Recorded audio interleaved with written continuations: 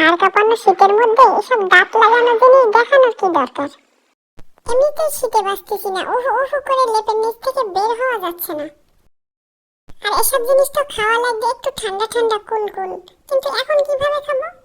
এসব খাইয়ে কি মারতে চাও নাকি? এমনি পুডিং খাইলে দাঁত লেগে আছে ঠান্ডার মধ্যে, তারপরে আবার দই পুডিং। আরে কত শখ! আরে 26 সালের যে কি হইলো, শুরুতেই যেই ঠান্ডা। গরমকাল আসলে বিশ্বাসই হবে না যে শীতকালে এই হারে ঠান্ডা পড়ছিল। আবার গরমকালেও যে কি জ্বালানি গরম পড়ে। শীতকালে কঠিন কঠিন শীত, আর গরমকালে জ্বালানি গরম।